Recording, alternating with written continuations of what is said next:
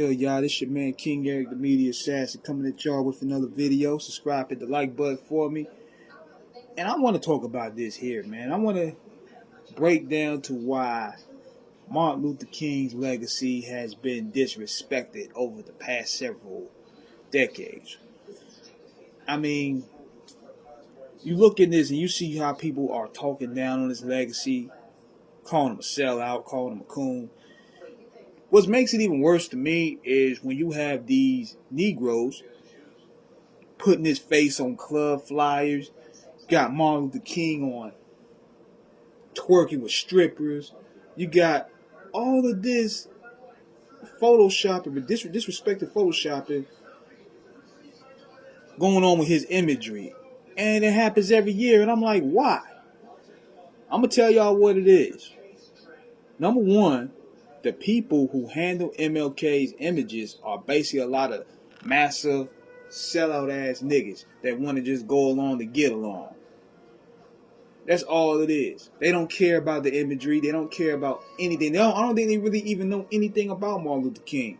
The only thing they probably know is he wanted the little white boys to hold hands with little black girls in the 1963 speech. That's the only thing they know about Dr. King. That's all they know. So there's no real protection over his legacy.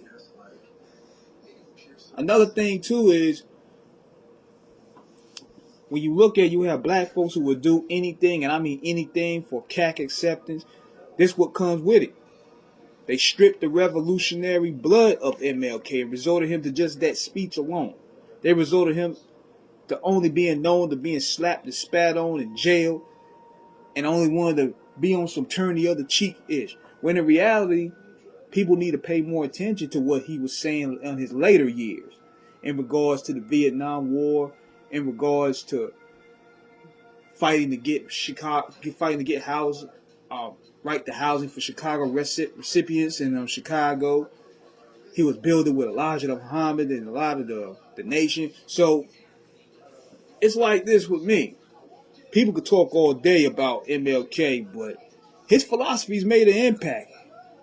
His stance has made an impact. I mean, look at the boycotts for it. But you notice this. You notice you never ever see anybody putting Malcolm X on no club flyer. Remember when Nicki Minaj tried to do that and she got checked heavily? You notice you never see Huey Newton Photoshop with Glorilla twerking on him. You never seen other revolutionaries down the line like Stokely Carmichael, Medgar Evers, D.O.B. Du Bois, Fred Hampton, any of them. You never see no disrespectful imagery put on those guys. You know why? Because number one, the family members of theirs probably whoop your ass. Number two, there's a lot of structure there. There's a lot of serious business involved in them brands. Go out there and put Huey Newton or Fred Hampton twerk with Miley Cyrus twerking on them and see where it's going to get you down the line. Them Panthers didn't play. I mean, they trying to do what Muhammad Ali down the line, because they waited till when Muhammad Ali was sick to where he couldn't even really talk anymore. So that's where they kind of like colonize his likenesses, so to speak. But that's what's going on with MLK. There's nobody really protecting his imagery to that high regard. They let people do whatever want to do with it just to get paid off of it. And I want to look up who owns his estate. That's what I want to know. Who owns his estate? Because nobody's ever doing anything about that.